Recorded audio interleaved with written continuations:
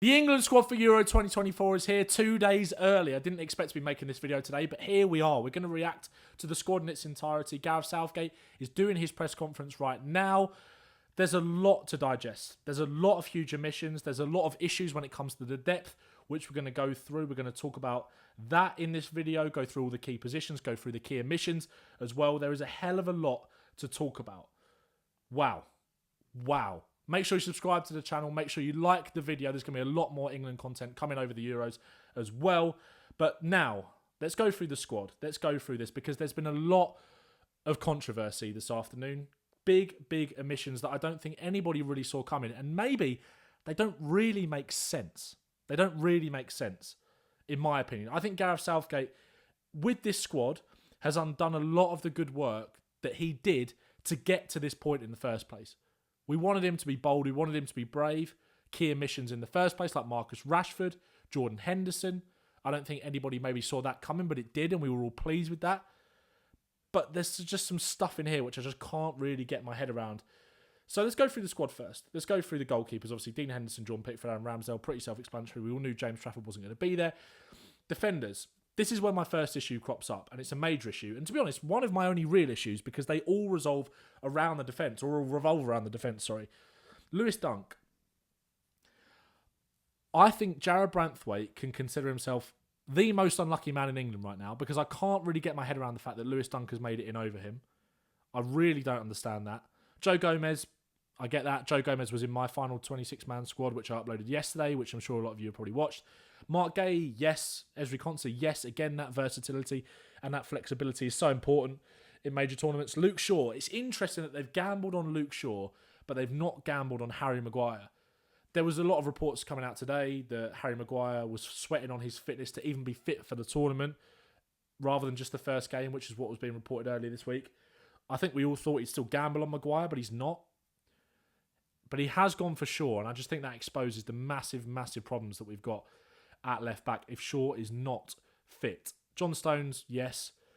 My issue with John Stones and the rest of this defence is that if we get an injury to John Stones, we're in serious trouble. And you've got one of the most young, in-form defenders in the country in Jarrad Branthwaite, who you might feel the most comfortable about stepping in to playing alongside someone like Mark Gay. Because I think Mark Gay now, I think he's nailed on as that starter alongside John Stones. With Maguire not being there, I think Gay would have started the first game anyway. I had my first 11. I had Mark Gay in my first 11, for the game against Serbia when I uploaded that video yesterday.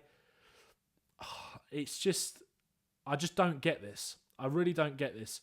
I understand not taking the gamble on Maguire if you don't think he's going to be fit. Makes total sense. But go for Branthwaite. Or at least, if you're going to take Lewis Dunk, take Branthwaite as well. And then this is where I come to my second issue. Ivan Toney or Ollie Watkins. He's taken both, which is something I don't think we all saw coming, to be fair. I think it was very much that debate as to whether he'd take one of them. And he's gone for both. And I think that might be a bit of a misstep, because are you going to use both of them? Probably not. Ollie Watkins didn't really impress me on Monday. He hasn't really impressed me in an England shirt. And that's, again, not to take anything away from Ollie Watkins as a player, because he's been absolutely brilliant for Aston Villa, and he 100% deserves to be there. 100% deserves to be there. But to take both of them and not to take Branthwaite, I don't get that. Because I think that Branthwaite as well, let's go to this. Let's have a look at the depth. That is a major issue at left back. That is a major issue. And there are a lot of people calling for Trent Alexander-Arnold to potentially play there. And I think now that doesn't look as bad as an option as many people maybe first thought, because I don't think Trippier is that great on the ball. And I think you're going to need your left back as a right footer, naturally, if Shaw's not fit, to be good on the ball and bring your midfield into play and maybe step in and create that box and maybe tuck Walker in as that more of a back three, allowing Trent to come in at left back and go on. I don't think Trippier can do that.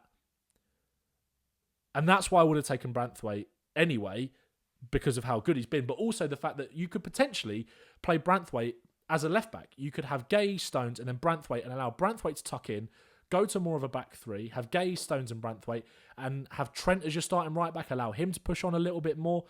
I just think it opens up so many more opportunities in that squad, or opportunities to be flexible rather. And I just think it's a massive misstep from Southgate. I think it's a huge misstep from Southgate. Let's have a look at the players out then. Obviously, Jack Grealish. Jack Grealish is an interesting one because it's not been intimated that it's a fitness issue. It's been intimated that it's on selection based on performance rather. Obviously, he got a decent amount of game time on Monday, as did James Maddison, who is obviously another notable exclusion, who I think is fair. You know, even as a Spurs fan, I can take my hat off and say that James Maddison has not been at the level required to maybe be in this squad. He put out a great statement, I thought, on Instagram and Twitter, because I think there's a lot of chat this morning about Maddison throwing his toys out the pram, being a baby. And then all of a sudden, Curtis Jones' exclusion gets announced, and England announced the fact that Curtis Jones and Maddison have both left the squad. But there was none of that talk about Curtis Jones. I think a lot of people have got this kind of preconceived idea about James Maddison. I thought he showed a lot of humility in what he said. He's obviously gutted. You can see how much it meant to him to get in the squad. I remember him putting out a post when he was first in there for Leicester for the World Cup, and you can tell how much it means to him to play for England. So he's obviously hurting a little bit. And who cares if he left, really? Because Curtis Jones did as well, and I'm sure all of these players have now as well. This baffles me, really, when you consider, or the concept of naming a 33-man squad and then having to do things like this, having to create the stories maybe around players leaving the camp or players being unhappy about not being selected. I think you're kind of creating your own problem there. I don't understand why you don't just name a 26 and then have 5 or 6 players or 7 players, if you want to go to 33, on that reserve list, because I'm pretty sure that's how it used to be done. I'm pretty sure it's how it used to be done, because then I think you create more problems for yourself that way. And then, even if you don't name Jarrad Branthwaite in your final 26, at least then he's there. At least he's an option to say, oh, okay, right, we've got this injury crisis, come in. Oh, it's just bonkers. Quansah has been great for Liverpool, stepped in. I think his time will come. I'm fine with that. I'm fine with Curtis Jones. I'm fine with Curtis Jones when you kind of look at the midfield. I love this. I'm a huge, huge fan of this because, like, it's only the defence and this, Ivan Toney and Ollie Watkins, that I kind of have that issue with. Midfield, I think, is great. I think Wharton being selected, I think, is huge. And I think Wharton could start that first game against Serbia. I said that in my video yesterday. Kobbie Mainoo has been really, really impressive in training by all accounts. Didn't get any minutes on Monday, I don't think, but I think Mainoo was a surefire bet to be in there. Conor Gallagher, yeah, makes total sense. Trent Alexander-Arnold makes total sense. Obviously, Declan Rice is a no-brainer. Jude Bellingham is a midfielder as well, really. Jarrod Bowen, let's talk about the attackers, because it's all well and good being negative, which a lot of people are being right now, and I am, because this has made me have a lot of concerns about how far England go in this tournament. I was really confident coming into it.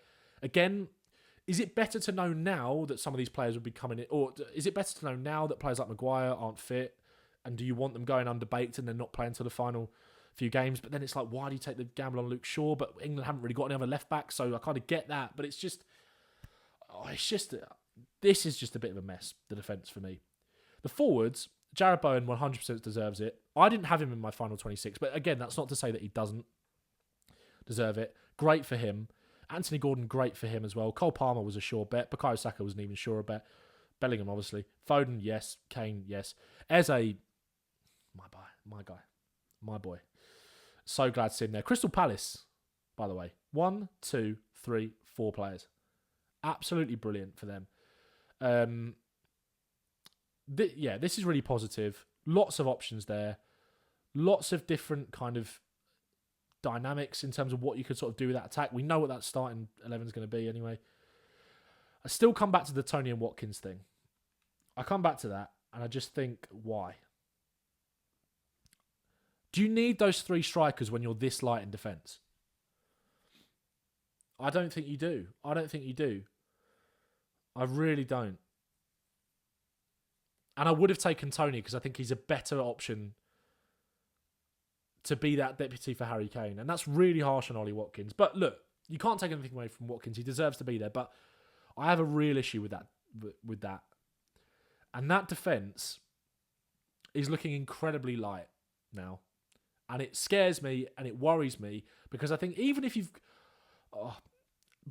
even just with Branthwaite in there, I would have been that little bit more confident. Because like I said, I think he allows you to play more different styles. I think he could tuck in as that sort of left-sided centre-back, as a left-back, so to speak. and allow Trent to go. Because the back three of Branthwaite, Stones and Gay, that moves me, I'm not going to lie.